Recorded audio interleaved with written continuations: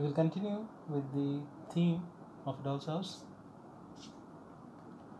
The whole play takes place in one room until the last act. Nora is in every scene.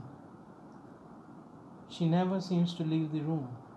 The action of the play all comes to her.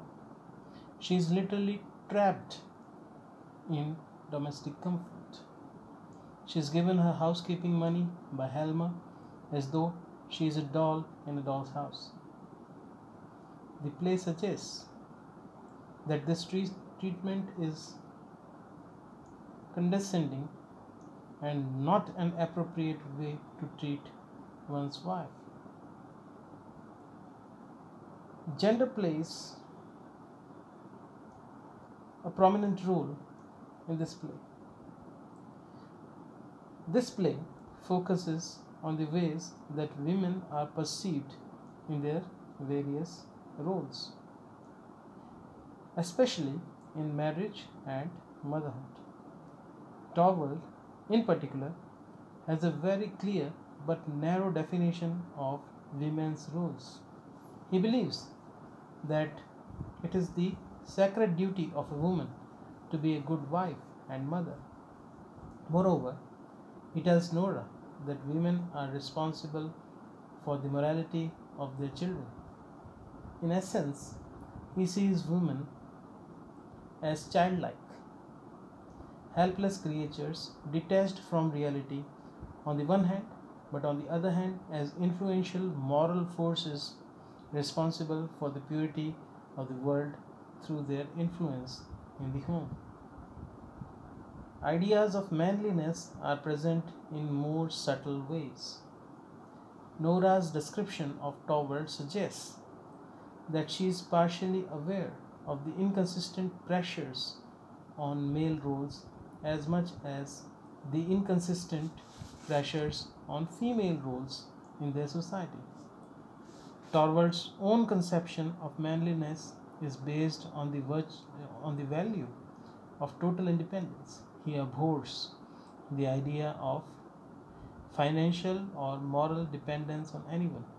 His strong desire for independence may put him out of touch with the reality of human interdependence. Frequent references to Nora's father often equate her with him because of her actions and her disposition. In some instances, we can find out that Torhelmer chides Nora, chastises her, that she is like her father, whom Torvald Helmer considered as inappropriate. Although people think that he gave Nora and Torvald the money for their trip to Italy, it was actually Nora. She has more agency and decision making skills than she is given credit for.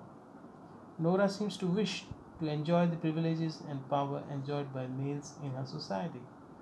She seems to understand the confinement she faces simply by virtue of her sex. One of the most prominent themes in A Doll's House is materialism. Torvald in particular focuses on money and material things, material goods, rather than people. His sense of manhood depends on his financial independence. He was an unsuccessful barrister because he refused to take unsavory cases. In this play, we find out that Torvald Helmer was initially a barrister, but he could not succeed because he considered himself to be a moralist. And thereafter, as a result, he switched jobs to the bank, where he primarily deals with money. For him, money and materialism may be a way to avoid the complications of personal contact. Now we move over to something else, which is one of the most prominent among the themes in A Doll's House. Nora is called a number of diminutive, childlike names by Towell throughout the play. These include Little Songbird, Squirrel, Lark, Little Featherhead, Little Skylark, Little Person, and Little Woman. Towell commonly uses the modifier little before the names he calls Nora.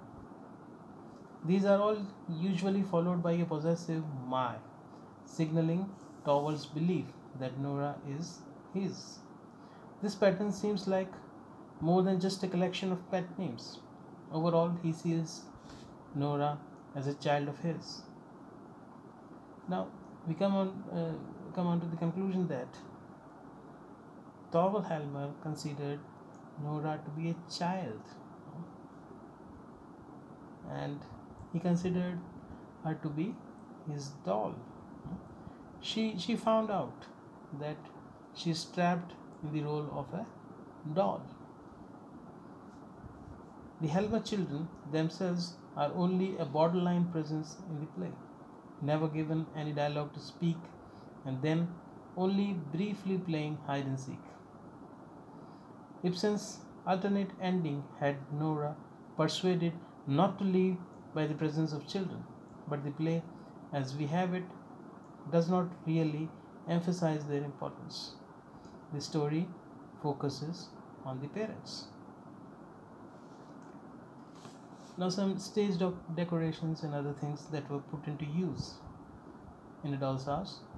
So, one of the most important aspect is the role of the light arrangement. Light is used to illustrate Nora's personal journey. After the turning point of Towell's claim, want to take everything upon himself, and while Nora is talking to Dr. Rank, the light begins to grow dark, just as Nora sinks to new levels of manipulation.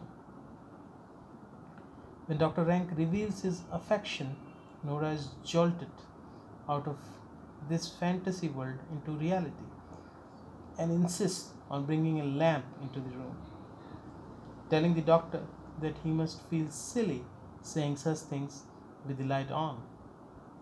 Light, enlightenment, and shedding light on something all functions as metaphors or idioms for understanding. One of the most important aspects of the play is the dress and costumes. Nora's fancy dress for the party symbolizes the character she plays in her marriage to Towell. Take note of when Nora is supposed to be wearing it and for whom. Note too that when she leaves Towell in the last act, she first changes into different clothes, which suggest the new woman she is to become.